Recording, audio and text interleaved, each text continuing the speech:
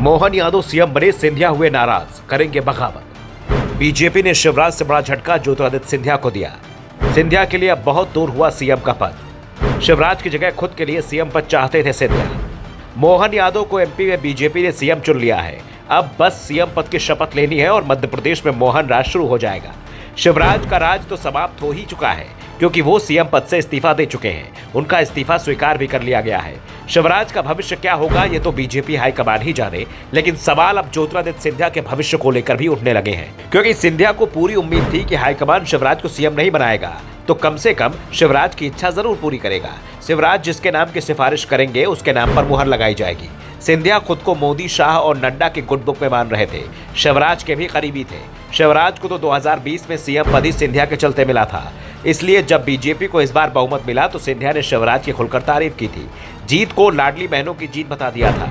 एक और बीजेपी के दूसरे नेता जहां जीत का पूरा श्रेय पीएम मोदी को दे रहे थे, वहीं सिंधिया मोदी के साथ ही शिवराज को भी जीत का श्रेय दे रहे थे।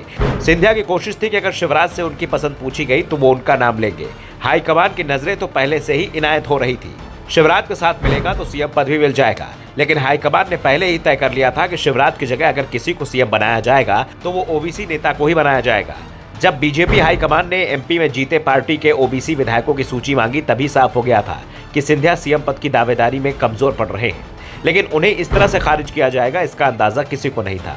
इस बीच सिंधिया ने मोहन यादव को सूबे का सीएम बनने पर शुभकामनाएं जरूर दे दी हैं। उन्होंने कहा कि मुझे यकीन है कि प्रधानमंत्री मोदी के नेतृत्व में आप डबल इंजन की सरकार के लक्ष्यों को प्राप्त करेंगे। दरअसल सिंधिया समर्थकों ने जब कांग्रेस के साथ बगावत की थी तो इसी उम्मीद से की थी कि महाराज को बीजेपी सीएम बना देगी। 2018 में ज्योतिरादित्य सिंधिया कांग्रेस की ओर से सीएम पद के दावेदार थे। वैसे 2018 में कांग्रेस ने किसी को सीएम उम्मीदवार घोषित नहीं किया था, लेकिन सिंधिया को प्रमुख स्टार प्रचारक बनाकर बता दिया था कि वो सीएम पद के बड़े दावेदार हैं। तो दूसरी ओर कमलनाथ को प्रदेश अध्यक्ष बनाया गया था। चुनाव में ग्वालियर, चंबल से लेकर मालवा, निमाड़ तक कांग्रेस के उम्मीदवारों ने सिंधिया को सीएम बनाने के नाम पर वोट मांगे थे।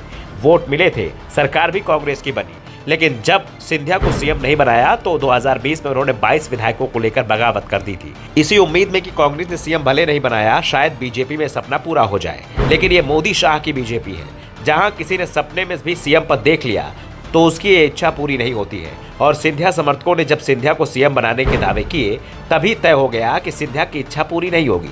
वैसे इस बार बीजेपी के लिए चुनाव प्रचार में शिवराज सिंह चौहान के बाद अगर किसी नेता ने सबसे ज्यादा मेहनत की थी तो वो ज्योतिरादित्य सिंधिया ही थे। पहले ही दिन से माना जा रहा था कि ग्वालियर चंबल रीजन में बीजेपी को 5 से ज्यादा सीटें नहीं मिलेंगी, लेकिन सिंधिया हर सीट पर पहुंचे।